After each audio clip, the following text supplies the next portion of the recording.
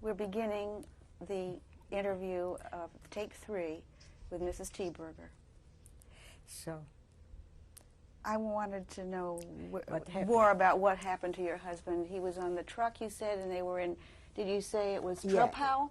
in Skrochowicz, I think was the name, and by Troppau, that was Was I this don't know. I Czechoslovakia? never been there. Or Poland? In Czechoslovakia. This is in, okay. Yeah. So anyhow, that man came to my house, that Herschlowitz, and he said to me, "You will never see him because he is so beaten up." When we came in, everybody from the truck got beaten up. Only I was the lucky one that somehow I slept through and I didn't get beaten up. So I could go and work a little bit in that place. And I am here. But I don't know if Erwin will be able to come because he is very bad. 2 days later, and now something else. He said they started to let go people, and they started by A, B, C. And I was Herschlowitz, the H, that was the last one what they called out. And I don't know if they will go further down on the alphabet or not, but even if they will go with Thieberger, if they will let him go, because he is not able to go. 2 days later, my husband came in. And I didn't recognize him. His mother didn't recognize him. Only the dog, I had a very big shepherd. And he jumped over his head when he opened up the door, the dog. And he said to me, "Don't touch me, because I am not clean."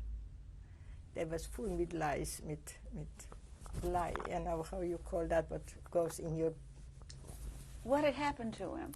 And what happened? Then he didn't tell me right away. He didn't tell me because he didn't, but I had my brother in my house that time, and I had my brother-in-law in my house. And they took care of him, and he told me that he was standing by a iron oven, what has wood, not wood, iron around, and I was warming myself, and somebody pushed me, and I got burnt, he said, and now it's bad on me. He never let me touch him or see him, how he looked. That was on the end of September they took him, but September, October, November, end of November. And when he came, he told me in 3 days he has to report to the village Jewish Community Center, and they will send us to Russia, over to the border of Russian. And he has to come back. But he let him go to see me, because he probably told that the Jewish Community Center there that he wants to see me or something. Mrs. Thieberger, did you believe your husband's explanation of what happened? Well, I tell you, I believed, I was happy that he was home. That was it. So. Did he tell you about any other people who were with him on that truck? He told me, no, he didn't tell me too much about the first 3 days when he was with me together. But we didn't want to go and register to the Jewish Community Center in 3 days. So we had friends, Polish men, who had like a passport, not a passport, but the paper. He could go to Auschwitz. That time it was no Auschwitz lagers. There was now, it was the city Auschwitz. It was Auschwitz. 1939. In 1st of December, the 3rd of December, we were supposed to register in the Jewish Community Center in Bilic, in Bielsko. But we didn't wait till the 3rd. We went on the 2nd with that man. He hired a man with a wagon, with a horse, and behind the Sola, what was a water in Auschwitz, is a water, there was Sola, the river is Sola. The Jews lived on the other side, like in a ghetto that time. And this side was the Germans already. That was the German, that was the Protectorate, they called it. It was like mixed ones, Jews and Poles, And here was all the Volksdeutsche. The Polish people made themselves Volksdeutsch because they are German, they spoke German, and they wanted to be Germans, not Polish anymore.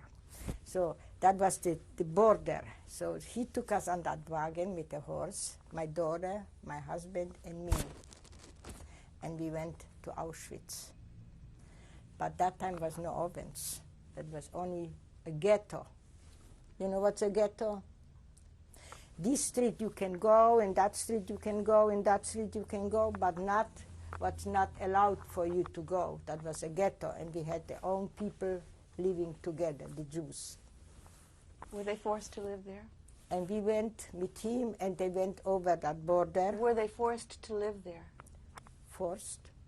Must they live there? They had to live there. Well, they was all that Jews would lived behind the Sola had to move on the other side. And whoever, I don't know who else, but there was only Jews there. Nobody, only Jews. And we got over, and it took me a whole day to go from house to house to ask if they would let me in with my husband and with the child. And nobody wanted to let me in, the Jews. How were you walking?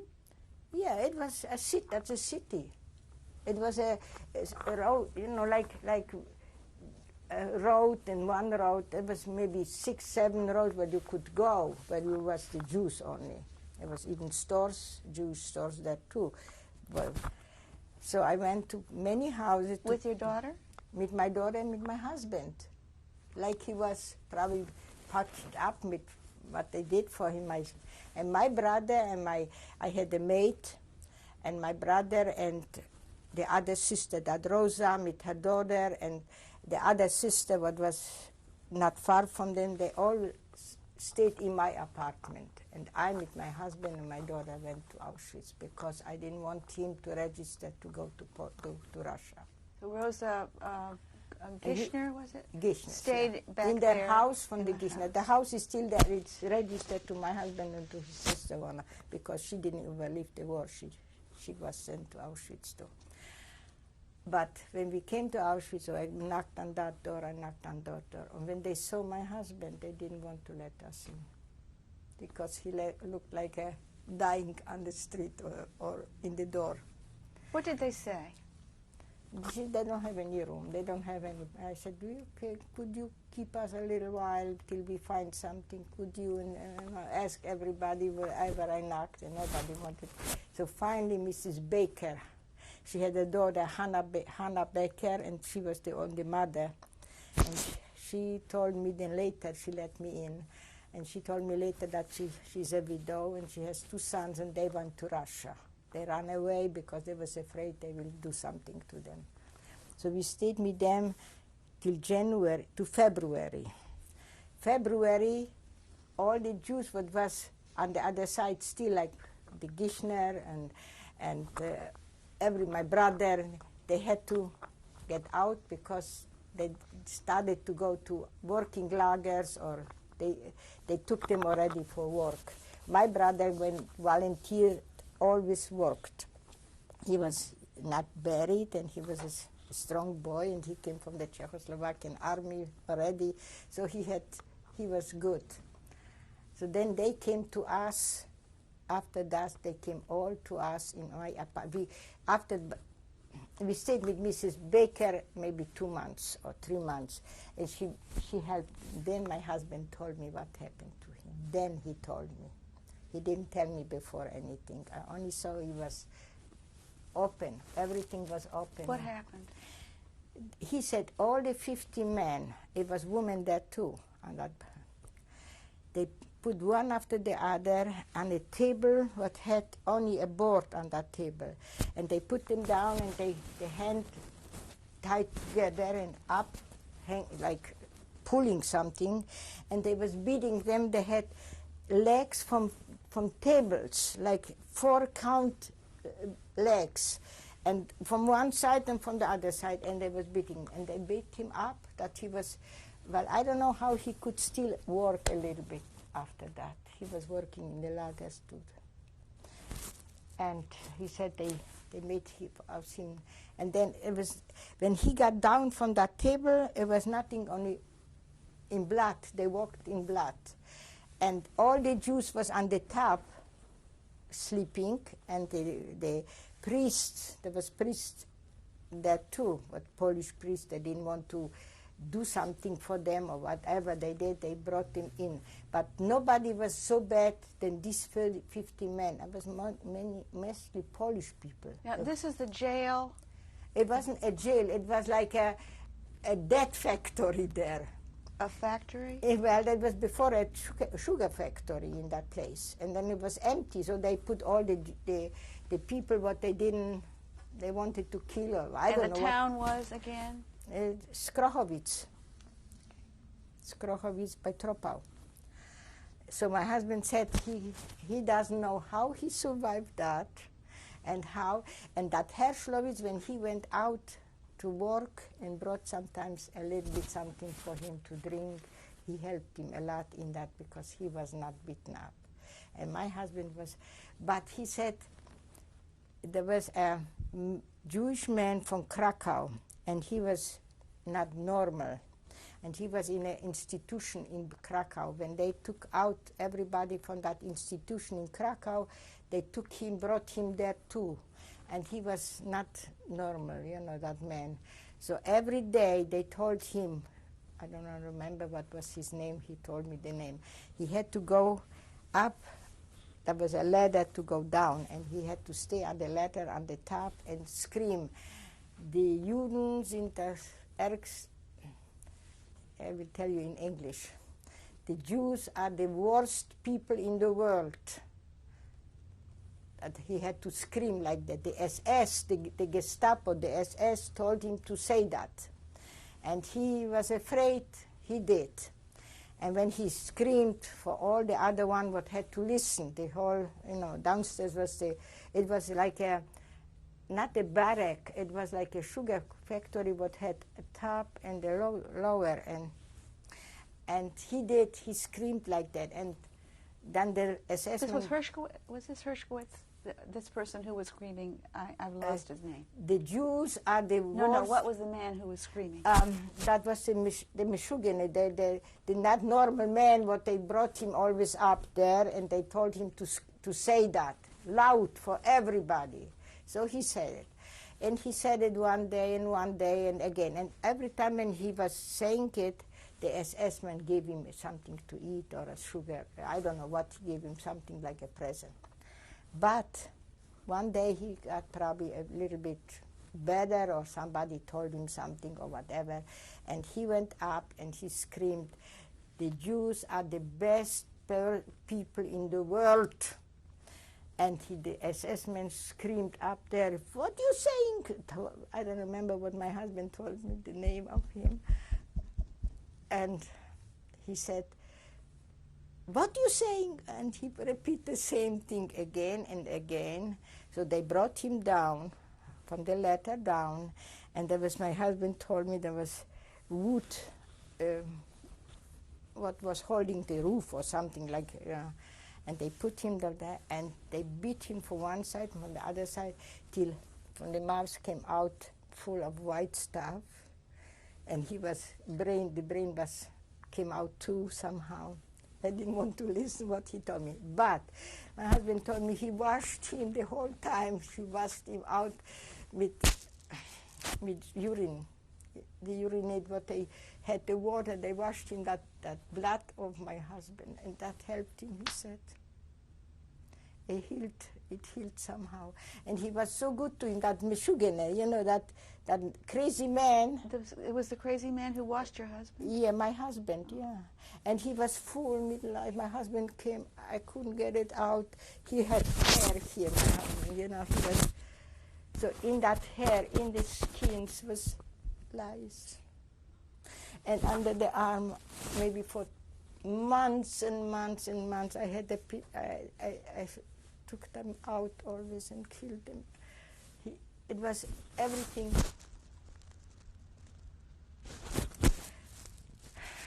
But we was in Auschwitz. We stayed. I was in Auschwitz, in I'd like to ask you about something about Auschwitz at this point. You're in Auschwitz,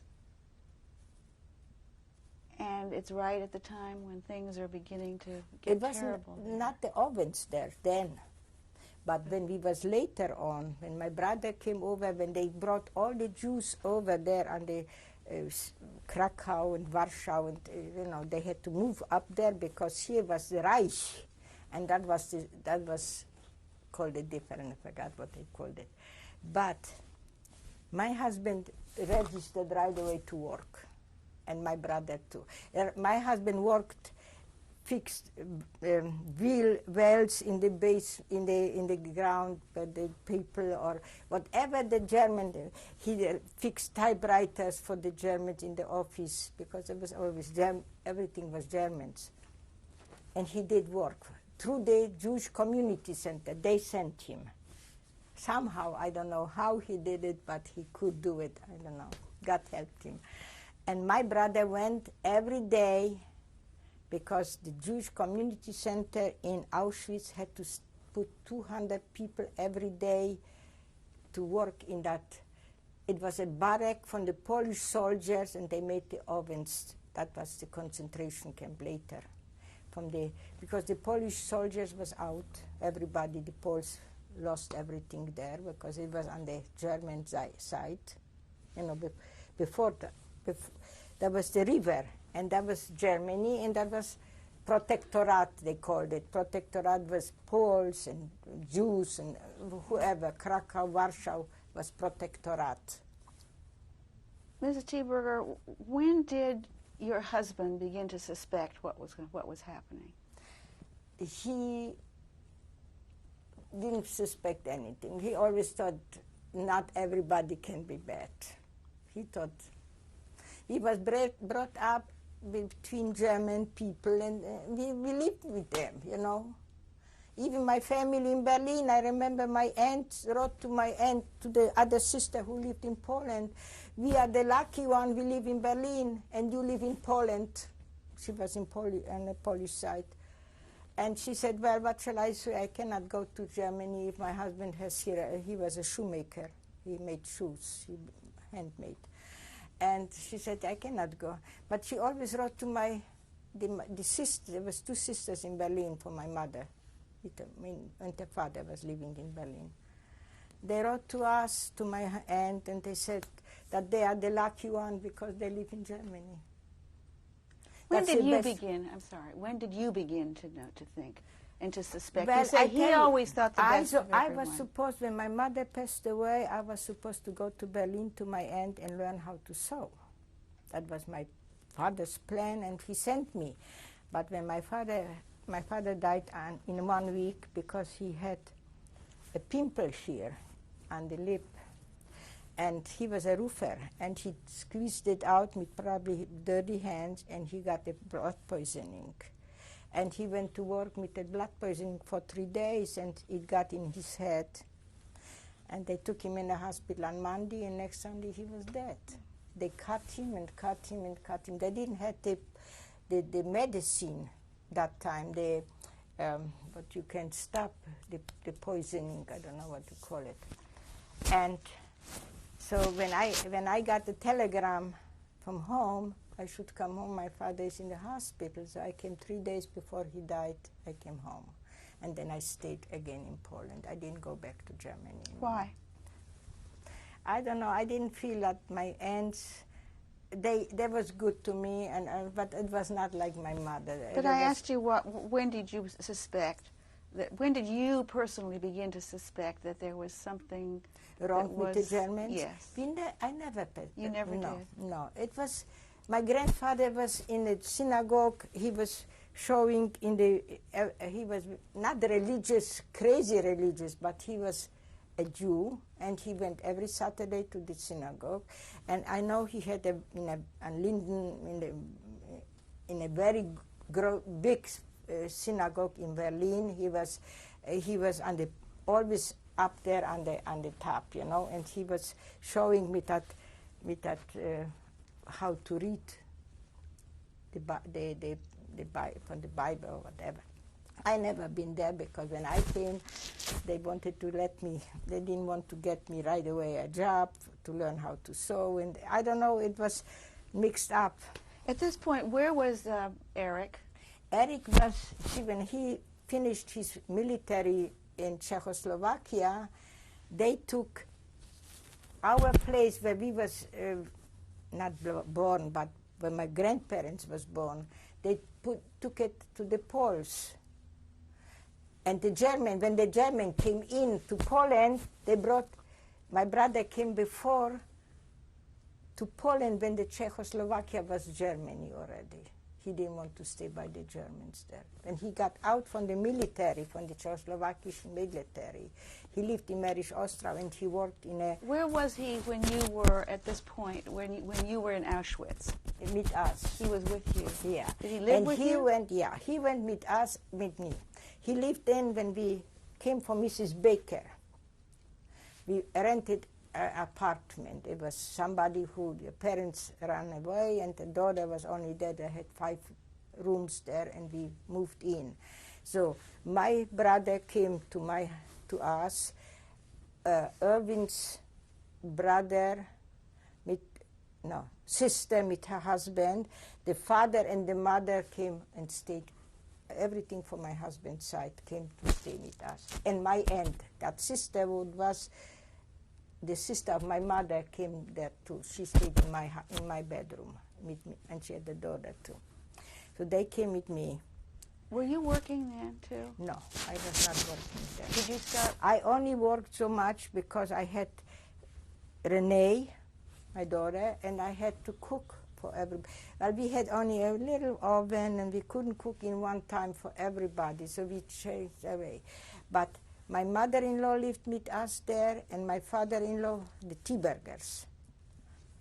And my mother-in-law got a heart attack there and she died there in Auschwitz before the ovens was built. And we buried her in Auschwitz. What was going on in Auschwitz there before the ovens were built? It was ghetto. The Jews lived in a ghetto, and the German was behind that border. And the cemetery, we buried her on the Jewish cemetery there. There was a Jewish cemetery.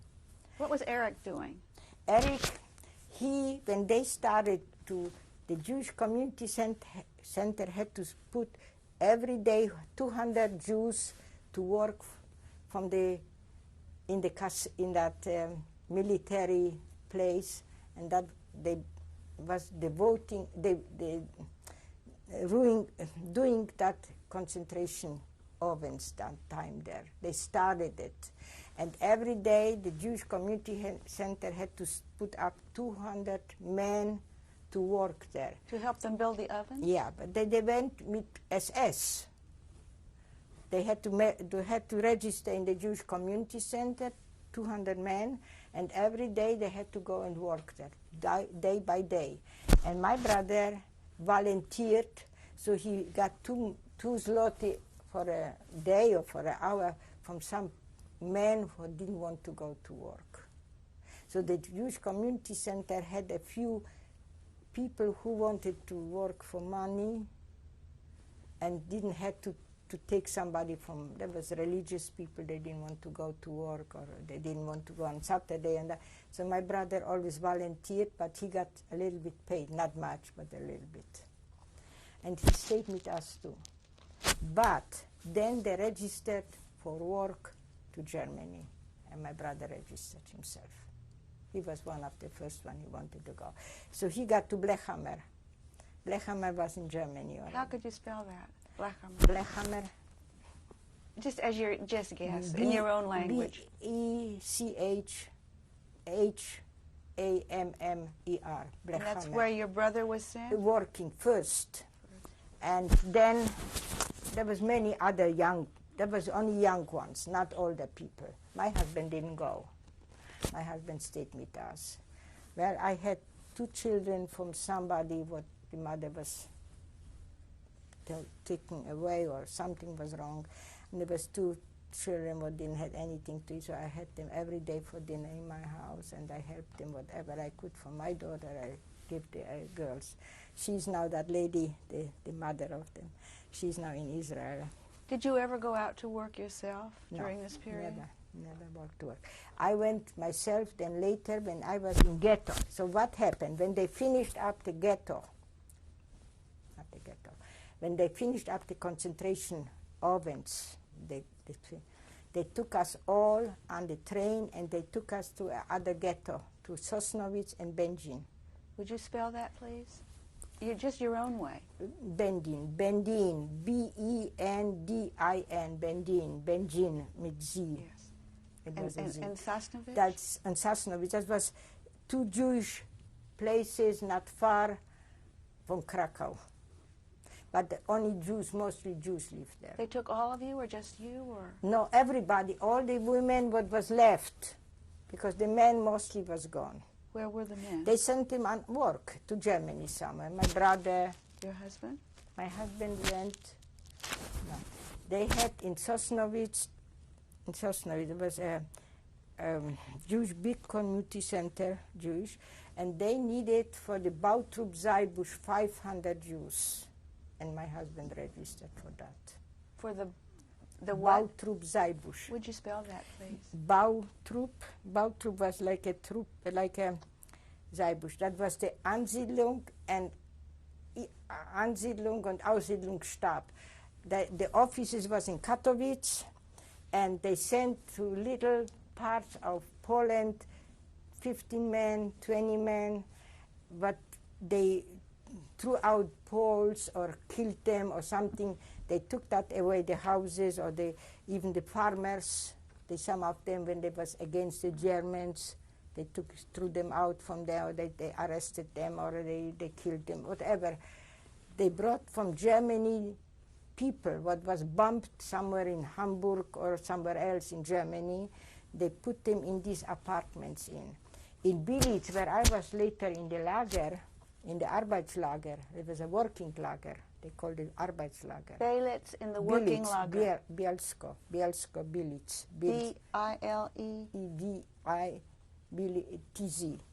Billitz. It was before Billitz. That was a working lager? Yeah, that was the working lager. My husband was in command over all the work, because there was carpenters, there was tapestry, there was electricians. Everybody what you saw on that picture. What were they doing in the lager? Wherever they went out to work in the apartments, when, say, they threw out the Jewish family, and they had 3-4 rooms, so they changed from 4 lights when it was there was electricians too. They made 3 arms for 1 room and 2 arms. So they divided. They found some work for them. They painted. The boys painted the apartments. We have just a minute or so before this tape ends. Yeah, they had apartments that we had to fix up for the Germans after they threw out the other Polish or Jewish family. And your husband's part in this was? And my husband was more, he gave the boys in all this what they needed. He was the arranger for the boys. There was 30 boys. We have to end the tape now. Yeah.